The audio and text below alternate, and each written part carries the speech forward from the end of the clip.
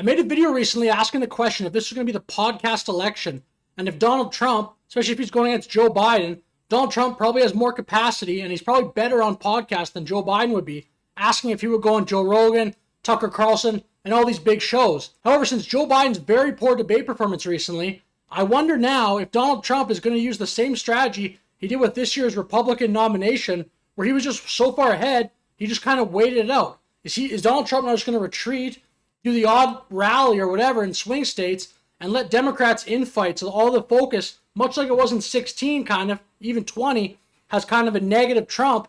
Is Donald Trump going to let a lot of that attention go to Biden if he stays in and let Democrats debate Joe Biden's current fitness for the office? It's totally useless, especially in a situation like this where you're helping Trump more than anyone on the planet by insisting that Biden stay in the race when he has almost no chance of winning. So thank you for destroying what was a pernicious talking point throughout this entire last 10 years. Okay, so a question for I didn't even say any of that, but okay, sorry. No, it's okay. Well, I No, promise every you'll be able time to you get your question the leader, you go, "Oh, how dare you?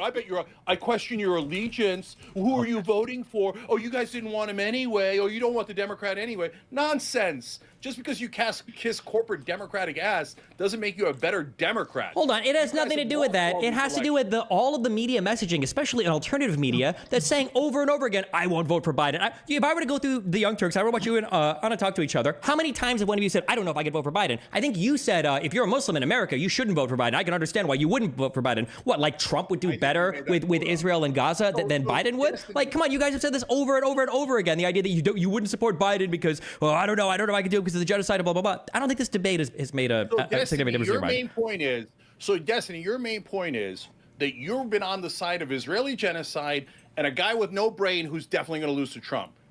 Wow, great, compelling argument. No, my point is I would always, if Bernie Sanders tomorrow somehow through an act of divine intervention became the nominee for the Democratic Party, I would have a Bernie sticker on every single thing I own because I would support the Democratic nominee regardless. You guys have looked for a billion, almost no matter what. You guys have looked for a billion reasons, okay, to not support Biden, even knowing that it would be Biden against Trump. Whether that means considering third-party candidates who are insane, like RFK, or whether that just means constantly spending so much undue media time shitting on Biden. It's like, oh, I don't know. I don't even know if I can support him at all, blah, blah, blah. Kiss his ass. That'll make it better. Kiss his ass. That'll make it better. Who's saying kiss his ass? No one's done that here.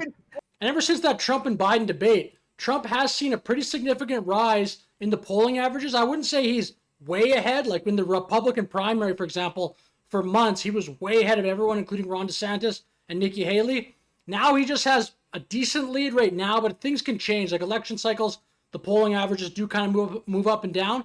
However, Republicans now and Donald Trump, I think, have a question of, do we flood the zone with media and have Donald Trump do a bunch of podcasts, bunch of television appearances, pick a VP or whatever, have that VP do a bunch of television appearances, have Trump's like surrogates, Trump's buddies like Vivek go out and do a bunch of television appearances? Or do they kind of limit that and let Democrats, hopefully that infighting could remind voters daily that the Democrats are not united right now and that their candidate, Joe Biden, probably isn't fit to serve for the next 4.5 years, at least based on that debate performance and some other television appearances he's done recently? While that strategy may make sense in many aspects, Vivek outlines here why Republicans should still go on offense. This is the risk for our party, is that we focus on this, Kayleigh, instead of actually saying this is who we are and what we stand for. The reality is complacency is now the Republicans' greatest risk. We have many people on our side celebrating like this thing is over. I think this thing has not even yet begun. That's the attitude we need to keep in mind. This race has not yet started. Complacency is not an option. And a lot of these distracting shenanigans, here we are talking about what the Democrats are going to do, that may risk taking us off our game on who we are and what we stand for. And heading both into the convention and heading into November, that's where I think Republicans need to keep their eye on the ball, as our own agenda.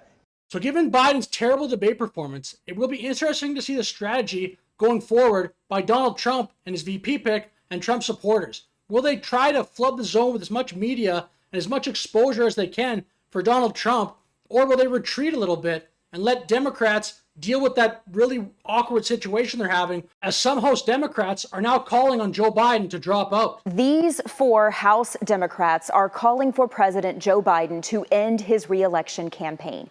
House Minority Leader Hakeem Jeffries held a private call Sunday with top Democrats in the House.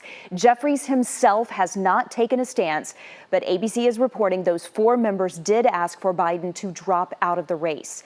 This is on top of other members publicly calling for a replacement. So we'll see what happens. In my personal opinion, I think it'd be a bit of a mistake to pull off the gas pedal too much and just let it all be about Joe Biden and Kamala Harris potentially and whatever happens on the Democratic side. But I don't know. Maybe it is a bit of a strategic move to pull off a little bit, not do as much media as maybe Donald Trump did back in 2016, where he seemed to be on television all day, every day. But I don't know. We'll see. So with that said, thank you for watching this video. Have a good day.